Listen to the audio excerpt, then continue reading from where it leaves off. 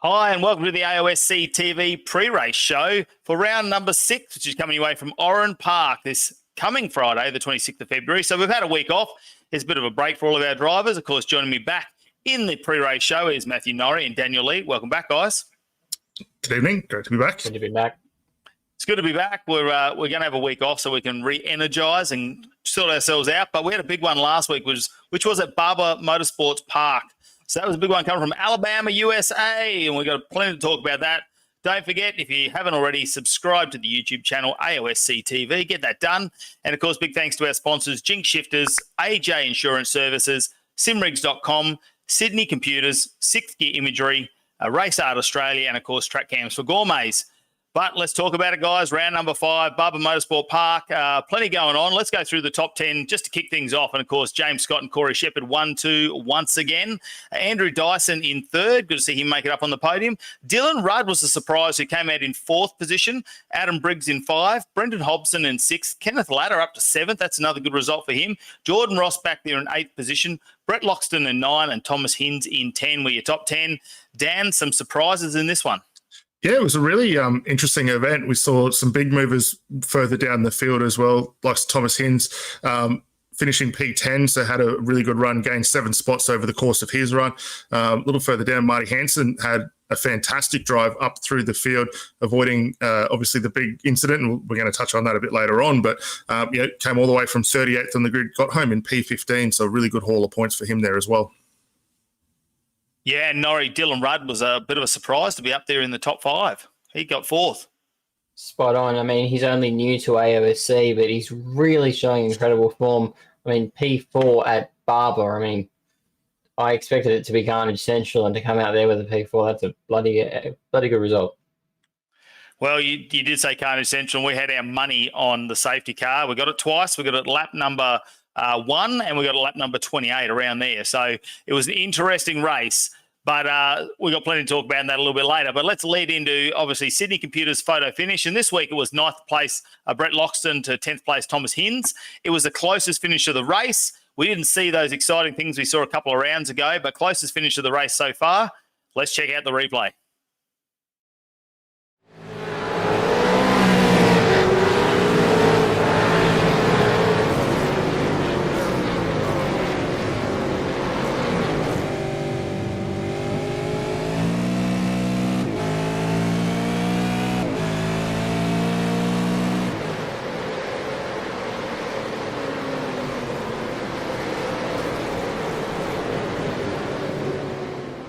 Well, there you have it. Wasn't the most exciting photo finish we've had so far in the series, but 9th and 10th, Brett Loxton, Thomas Hinds, closest pairing across the line.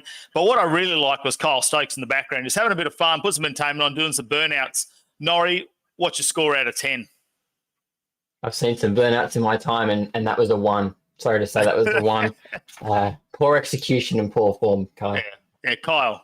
Lift your game, mate. Wait till you cross the finish line and we'll get you on real burnout. We'll talk about that later. Don't worry, I know plenty about them.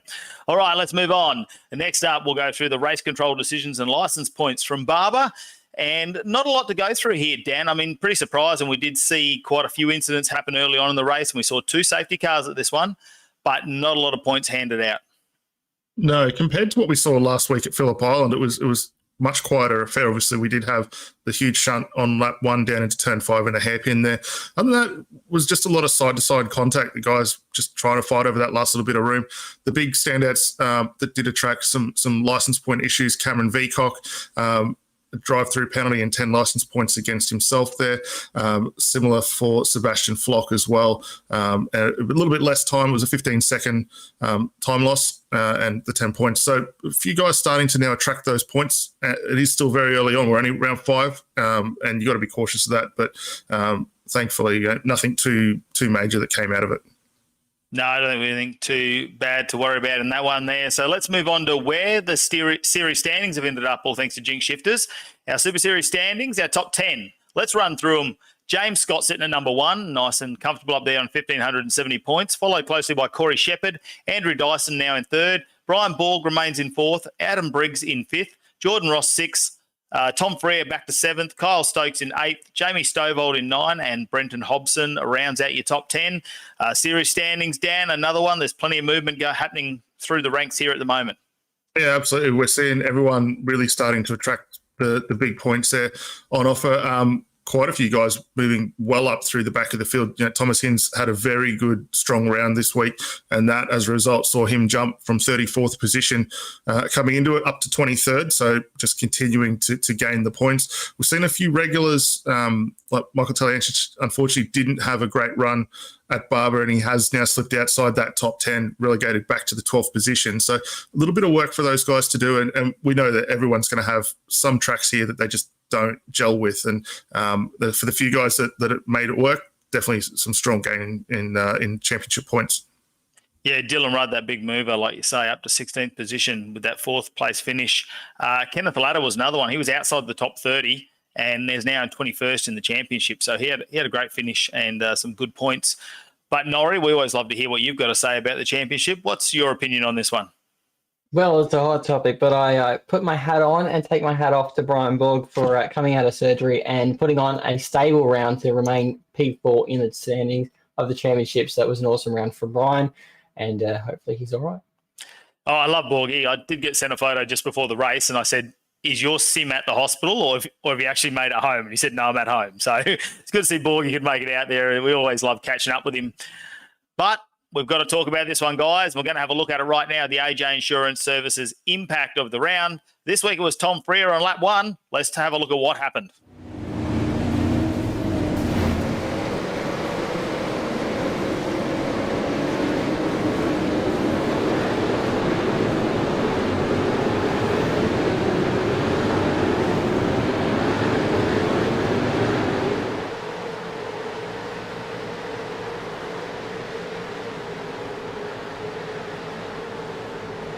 Yeah, Tom Frere there, bit unlucky on lap number 1. It really set the tone for his night.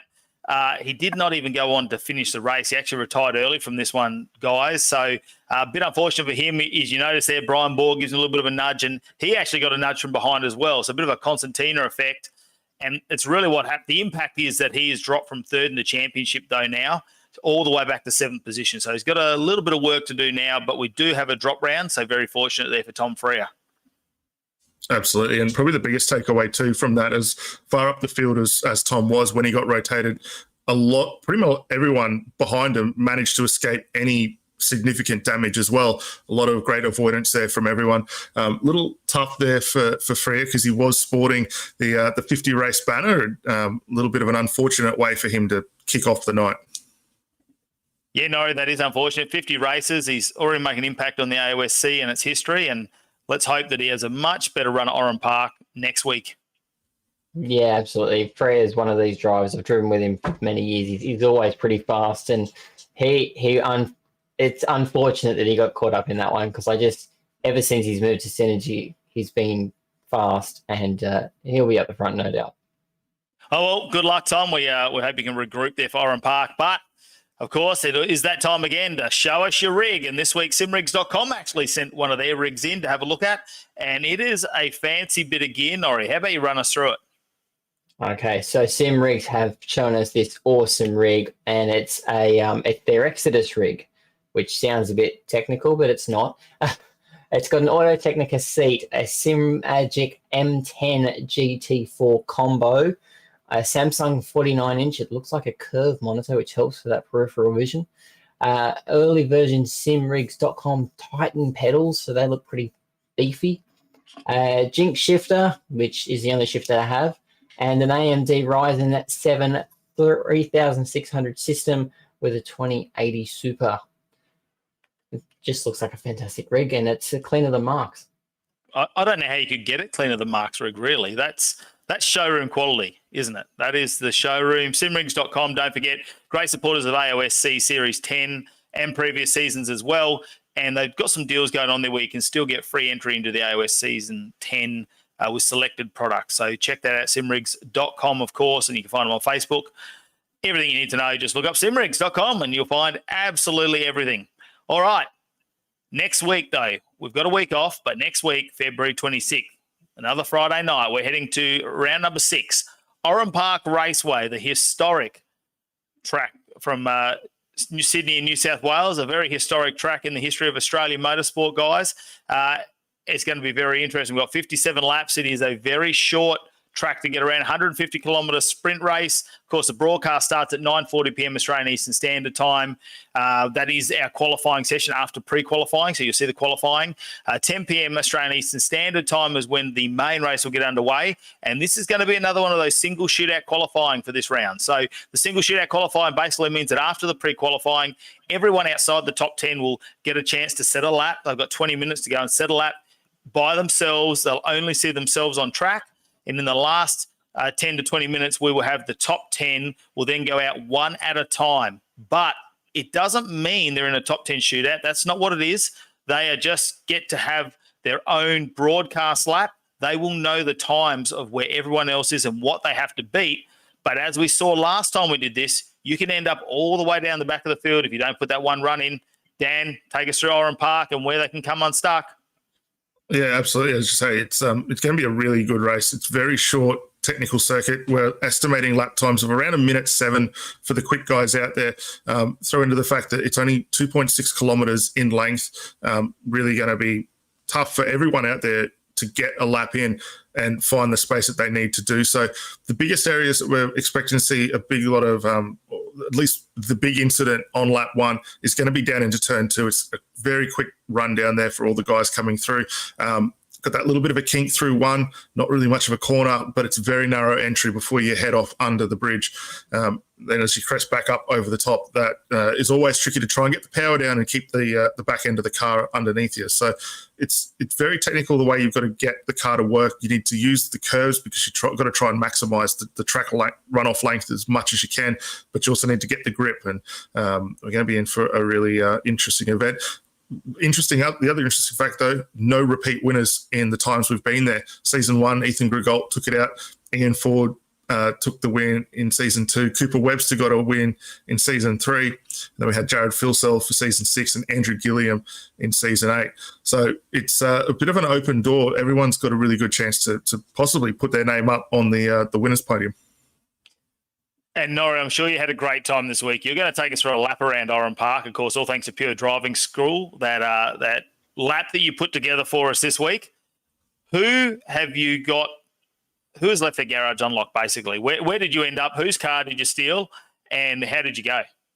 Yeah, it seems nobody learned anything from Barbar, and obviously I'm just allowed to steal any car now. I got myself in a Mustang this week, so it's a much better car, and I felt much better in this driver's seat. But it was one of the Simrigs DPR machines, and they're actually pretty quick this week, so they're going to be quite good to see out on circuit. Hopefully I didn't ruin the car for them, but here's the lap.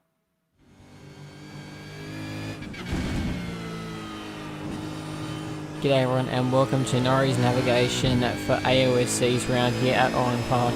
The guys at Simrigs DPR have luckily left the keys in the car, so I'm going to take it for a quick spin of the famous historic Oran Park in Sydney's southwest. Climbing out of the final corner there, it's a long run down to turn 1.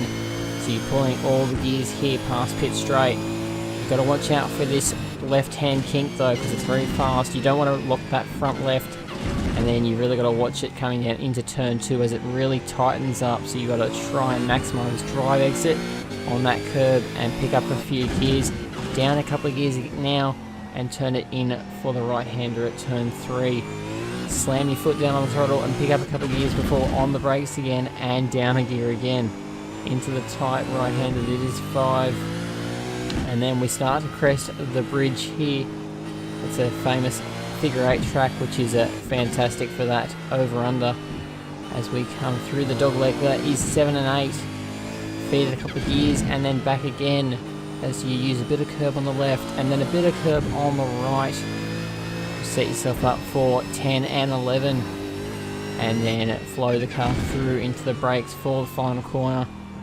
As you start to put the throttle on, you want to use all the exit out to the fence there. And that is a lap of Oran Park. Such a historic circuit. I better return this Simrix car. Well, Norrie, you did look a lot more comfortable in the Mustang this week. I must admit, you look like you got it down pat. And the time wasn't too bad. What did you do, a 107 round there? Yeah, it was a 107.2, so a bit off pace, but definitely much more comfortable in the Commodore. Oh, mate, that's top 10, Norrie. That's why we've got you on the team. We know you can drive around this place. You know it like the back of your hand.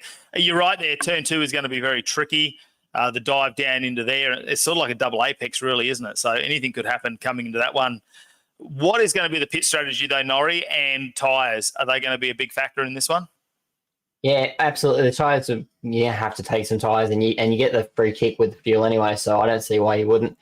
Pit strategy for me is really crucial to be following that lead car, not being too close under the rear wing, because the pit entry is so tight. There's literally no room between leaving the race circuit and being in pit lane. So you got to watch the front of the car ahead. Make sure you're not right up their klaxon, because you will get their bumper, and that'll be an incident if you're not careful. So look out for that one. And Dan, are we putting money on a safety car this week? How much are we betting? Oh, look, I think it's a pretty safe bet that we will see the safety car come out. At least the advantage for this one, if there is a big one down into 2, there's plenty of runoff road for the guys to get their way through. So I don't think it'll be quite as bad. But absolutely look to see one there. If it doesn't happen in that spot, we're going to pick it up as the guys crest the bridge for the first time. Yeah, it's going to be interesting, guys. And like we say, we're putting money on a safety car. Plenty of tight corners to get around. Let's hope Tom Freer makes it through lap number 1. That's all we need him to do. Just lap number 1, Tom. We hope you can make it through and get back up in that top 5 in the championship. But we've got a late release. We can't call it news. We'll get kicked off Facebook. But luckily, we can come to you on YouTube. But Long Beach has been confirmed for round number 12 on the 30th of April. It will be a 300-kilometre solo event. So it'll be an endurance solo event. That's Long Beach confirmed for round number 12 on the 30th of April. And that is late, not news in case you're on Facebook, or late news if you're watching us on the YouTube channel. Of course, don't forget to click and subscribe, AOSC TV. But we got it coming again. It's next Friday, the 26th of February. So you got a week now. You can get plenty of practice in. Plenty of time to go around for those guys who haven't done hundreds and hundreds of laps of Oran Park. 9:40 p.m. Australian Eastern Standard Time. We will have the broadcast up showing you the qualifying following our pre-qualifying session, which is not broadcast. 10 p.m. will be the main race. Of course, it will be the single car shootout style this week. It's going to be a big one. Race 181 in AOSC. Anything else to say, guys? What have we got to look forward to? James Scott will win. I think we look out for the big one. Other than that, it's going to be a great race. And will Corey Shepard come second and get another bridesmaid dress? Yes. Yes. And Andrew Dyson will be third. No, him and Briggsy have to swap, don't they? Briggsy has to get Briggsy will be third, sorry. Yeah, they've got to swap the DPR boys. But, mate, they're on a charge, actually. I wouldn't be surprised if we see 2 DPR cars on the podium. That car's hooked up. They took up, and maybe they'll sub you in, mate. Maybe they can sub you in, Norrie. They're not that desperate. All right, guys. Well, thanks for joining us again here on the pre-race show. Can't wait for what's going to come next Friday night. Don't forget that. We've got this week off. We'll see you at Oran Park. Until then.